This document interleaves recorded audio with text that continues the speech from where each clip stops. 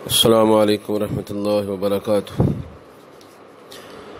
عزیز طلباء، آج ہم انشاءاللہ العزیز اسلامی عقائد میں سے چوتھا عقیدہ پڑھیں گے، وہ ہے ایمان بالکتب، تمام الہامی کتابوں پر ایمان لانا۔ عزیز طلباء، کتب کتاب کی جمع ہے جس کا معنی ہے لکھی ہوئی چیز۔ رسولوں کے ذریعے جو آسمانی تعلیم انسانوں تک پہنچائی گئی اسے کتاب اللہ کہا جاتا ہے، اور ان پر ایمان لانا ایمان بالکتب کہلاتا ہے۔ ایمان بالکتب کا مفہوم یہ ہے کہ ایک مسلمان کے لیے ضروری ہے کہ وہ یہ ایمان رکھے کہ اللہ تعالیٰ نے انسانوں کی ہدایت کے لیے اپنے نبیوں کو مبعوث فرمایا، ان پر کتابیں اور احکام نازل کیے، وہ سب برحق تھے، ان کے بیان کردہ قوانین پر ان کے زمانے میں عمل بھی ضروری تھا اور بعد میں بھی۔ جب قرآن کریم نازل ہوا تو سابقہ تمام کتابیں منسوخ ہو گئیں، وہ قابل عمل نہیں رہیں، اب صرف قرآن قابل عمل ہے اور اسی کے احکامات پر عمل لازم ہے۔ ایمان تمام کتب پر لایا جائے گا لیکن عمل قرآن کریم پر کیا جائے گا۔ اللہ تعالیٰ قرآن کریم میں فرماتا ہے سورۃ البقرہ میں، اعوذ باللہ من الشیطان الرجیم، بسم اللہ الرحمن الرحیم، والذین یؤمنون بما انزل الیک وما انزل من قبلک۔ متقین وہ لوگ ہیں جو ان احکامات پر ایمان لاتے ہیں جو آپ سے پہلے نازل کیے گئے، اور ان احکامات پر بھی ایمان لاتے ہیں جو آپ پر نازل کیے گئے۔ تو اس آیت کریمہ میں نبی علیہ السلام پر نازل ہونے والی کتاب قرآن کریم پر ایمان لانا اور نبی علیہ السلام سے پہلے نازل ہونے والی کتابیں اور صحائف پر ایمان لانے کا ذکر موجود ہے، اور وضاحت کی گئی ہے کہ صاحب ایمان لوگ ان دونوں قسم کی تعلیمات پر بدل و جاں یقین رکھتے ہیں۔ عزیز طلباء، جس طرح اللہ تعالیٰ نے کتابیں نازل فرمائیں اسی طرح صحائف بھی نازل فرمائے۔ صحائف صحیفہ کی جمع ہے۔ صحیفہ کتابچے کو مختصر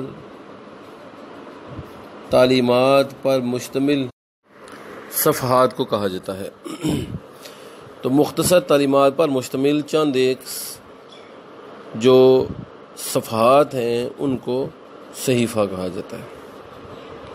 قرآن کریم نے جہاں پر کتابوں کا ذکر کیا وہاں پر صحیفوں کا ذکر بھی کیا، اس لیے ایک مسلمان کے لیے ضروری ہے کہ وہ تمام الہامی کتابوں اور تمام نازل کردہ صحائف پر بدل و جاں یقین رکھے اور تسلیم کرے کہ یہ تمام کتابیں اور صحیفے سچے تھے جو اللہ نے اپنے انبیاء پر نازل فرمائے، ان میں جو تعلیمات تھی وہ سب کے سب اللہ کی طرف سے تھی۔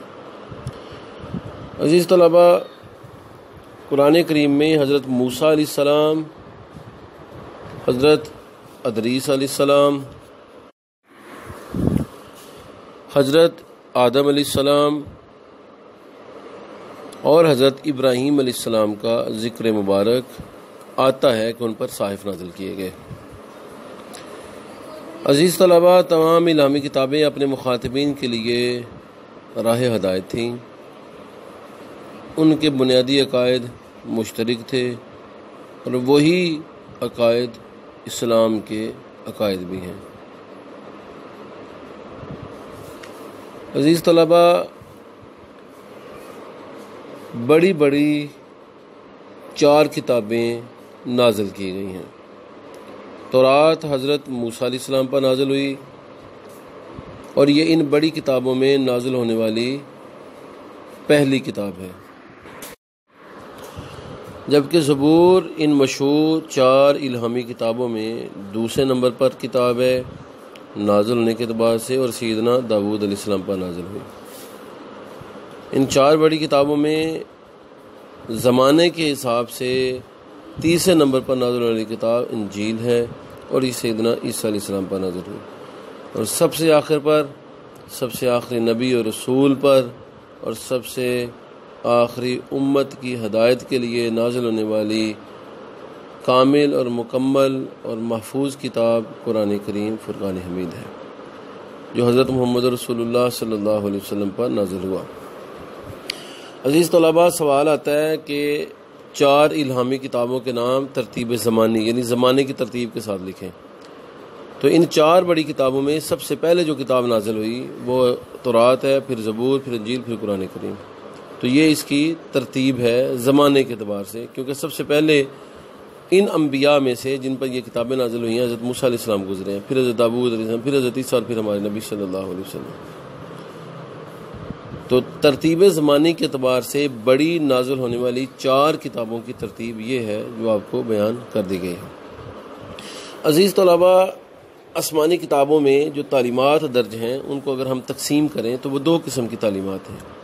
ایک وہ تعلیمات ہیں جو آپس میں ملتی جلتی ہیں، اور ایک وہ تعلیمات ہیں جو ملتی جلتی نہیں ہیں بلکہ بالکل الگ تھلگ ہیں۔ ملتی جلتی تعلیمات کو مشترک تعلیمات کہا جاتا ہے۔ وہ ہیں توحید، سب کتابوں میں توحید کا ذکر ہے، سب کتابوں میں اللہ کی عبادت کا ذکر ہے، سب کتابوں میں نبیوں پر ایمان لانے کا ذکر ہے، سب کتابوں میں قیامت کا ذکر ہے، سب کتابوں میں اعمال کی جزا اور سزا کا ذکر ہے۔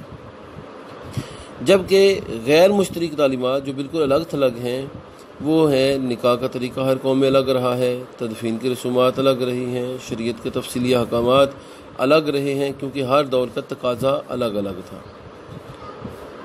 تو مشترک تعلیمات وہ ہیں جو ملتی جلتی ہیں، اور غیر مشترک تعلیمات وہ ہیں جو الگ تھلگ ہیں۔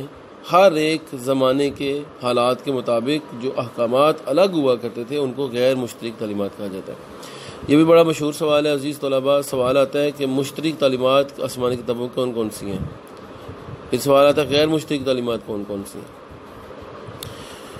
عزیز طلباء، ناسخ اور منسوخ کے متعلق ہم پہلے بھی پڑھ چکے۔ ناسخ وہ احکامات ہیں جو بعد میں نازل ہوئے ہیں، یعنی نئے نازل ہونے والے احکامات، اور منسوخ پہلے نازل ہونے والے احکامات جن کا اب حکم باقی نہیں رہا۔ عزیز طلباء، ناسخ اور منسوخ کے اعتبار سے اگر دیکھا جائے تو ہر نازل ہونے والی کتاب اپنے سے پہلے نازل ہونے والی کتاب کو منسوخ کر دیتی تھی۔ ہر نازل ہونے والی کتاب اور شریعت پہلی شریعتوں کو، پہلی کتابوں کے احکامات کو منسوخ کر دیتی تھی۔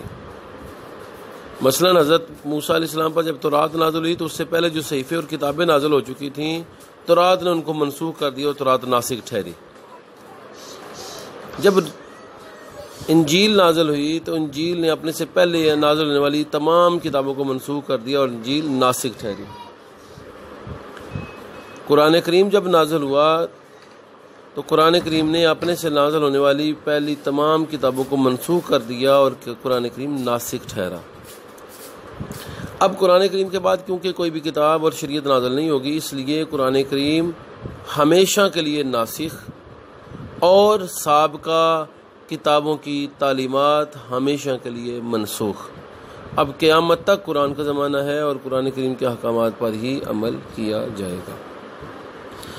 عزیز طلباء، آج ہم نے پڑھا کہ ایمان بالکتب سے مراد تمام الہامی کتابوں پر سچے دل سے ایمان لانا ہے۔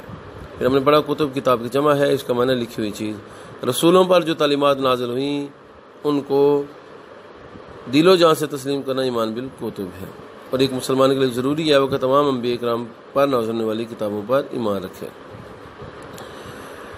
اس حوالے سے ہم نے سورۃ البقرہ کے آیت نمبر 4 اس کا ترجمہ پڑھا۔ پھر ہم نے پڑھا کہ اللہ نے چند نبیوں پر صحائف بھی نازل فرمائے۔ صحائف صحیفہ کی جمع، اور صحیفہ کا معنی ہے مختصر تعلیم، مختصر کتاب۔ صحائف سے مراد انبیاء پر نازل ہونے والی مختصر تعلیمات ہیں، یعنی چند ایک صفحات پر جو تعلیمات نازل ہوئیں ان کو صحائف کہا جاتا ہے، جبکہ زیادہ صفحات پر مشتمل ہونے والی تعلیمات کتاب کہلاتی ہیں۔ عزیز طلباء، یاد رکھیے کہ یہ سوال بھی ہمارے پیپر میں آتا ہے کہ صحیفہ میں اور کتاب میں کیا فرق ہے۔ کتاب میں تفصیلی احکامات ہوتے ہیں، جبکہ صحیفہ میں مختصر احکامات کا ذکر ہوتا ہے۔ کتاب کے اندر مسائل کو تفصیل سے بیان کیا جاتا ہے، جبکہ صحائف کے اندر اختصار سے بیان کیا جاتا ہے۔ کتاب کے اندر زندگی کے متعلق، ایمانیات کے متعلق بہت سے احکامات ہوتے ہیں، جبکہ صحائف میں عمومی طور پہ چند ایک احکامات ہی بیان کیے گئے ہوتے ہیں۔ تو یہ صحیفہ اور کتاب کے اندر فرق ہے کہ صحیفہ مختصر جبکہ کتاب تفصیلی ہوتی ہے۔ پھر سوال آتا ہے کہ صحائف کن کن انبیاء پر نازل ہوئے؟ حضرت آدم علیہ السلام، حضرت موسیٰ، حضرت ابراہیم اور حضرت ادریس علیہ السلام کے نام صراحت کے ساتھ موجود ہیں۔ 4 الہامی کتابوں کے نام لکھیں ترتیب کے ساتھ، جس ترتیب سے وہ نازل ہوئیں: تورات، پھر زبور، پھر انجیل، پھر قرآن کریم۔ تورات حضرت موسیٰ علیہ السلام پر، ان کا لقب کلیم اللہ ہے۔ زبور حضرت داؤد علیہ السلام پر، ان کا لقب خلیفۃ اللہ ہے۔ انجیل حضرت عیسیٰ علیہ السلام پر، ان کا لقب روح اللہ ہے اور کلمت اللہ ہے۔ قرآن کریم حضرت محمد رسول اللہ صلی اللہ علیہ وسلم پر، آپ کا لقب حبیب اللہ ہے، آپ خاتم النبیین ہیں۔ قرآن کریم اور سابقہ آسمانی کتابوں کی تعلیمات کو ہم تقسیم کریں تو 2 حصوں میں اس کو تقسیم کیا جا سکتا ہے۔ پہلا حصہ ہے وہ تعلیمات جو آپس میں ملتی جلتی ہیں، اور دوسری وہ تعلیمات ہیں جو مختلف ہیں۔ ملتی جلتی تعلیمات کو مشترک اور جو مختلف تعلیمات ہیں ان کو غیر مشترک کہا جاتا ہے۔ قرآن کریم نے سابقہ تمام الہامی کتابوں کو منسوخ کر دیا ہے، اب صرف اور صرف قرآن کریم کے احکامات پر عمل ہوگا۔